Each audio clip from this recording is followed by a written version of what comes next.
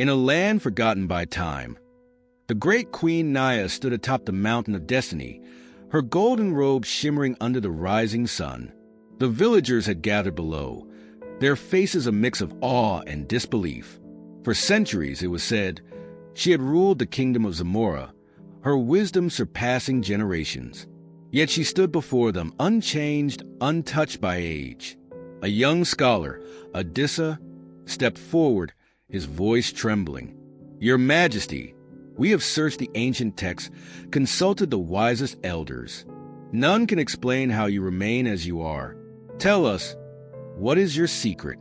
Naya smiled, her eyes filled with the depth of 1,000 lifetimes. "You seek the secret of immortality," she said. "But immortality is not in the body. It is in the wisdom we pass down, the legacy we leave behind. I have not lived forever, my wisdom has." A hush fell over the crowd. The revelation sent ripples through their souls. But how? How could wisdom alone defy time? The answer, it seemed, lay in a story only she could tell. Decades ago, Naya had been a young queen faced with an impossible choice. War had come to Zamora. The elders demanded bloodshed. The warriors thirsted for revenge, but she saw another way. Her closest advisor, Chief Jabari, had opposed her. "Your Majesty, you are young, but war is inevitable. If we do not fight, we will be conquered." Naya, determined, sought an answer beyond the wisdom of men. She turned to the sacred river, where the oldest tree in the kingdom stood. Beneath it lived an ancient hermit, a keeper of forgotten knowledge. He was said to be over 100 years old, yet he spoke with the vitality of youth. The strongest weapon, he told her, is not steel or fire. It is the mind that outlasts both. Yet when Naya returned with this wisdom, her people laughed. The warriors prepared for war. The kingdom braced for bloodshed.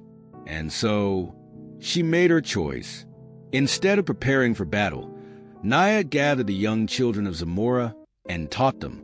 She shared stories of fallen empires, of kings who had sought power but lost everything. She taught them diplomacy, strategy, and patience. Years passed. The enemy nation did not attack. Their ruler, hearing of Naya's strange methods, became curious. He sent spies, who returned with an astonishing report. Zamora had not weakened but grown stronger. The young ones, now advisors, traders, and strategists, had built alliances rather than enemies. Still, her people doubted. "But what of you, my queen?" an elder asked. "You have not aged." Naya merely smiled. "Because my story is still being told." Now, back on the mountain, the truth was finally clear. The queen had not defeated time. She had mastered it. She had poured herself into generations, ensuring her wisdom never faded. Her body may age, but as long as her knowledge lived on, she would never truly die. Adissa, the young scholar, fell to his knees. "Then immortality is not in living forever," he whispered, "but in being remembered." Naya nodded. Not just remembered, understood. The villagers left that day with more than answers. They left with purpose.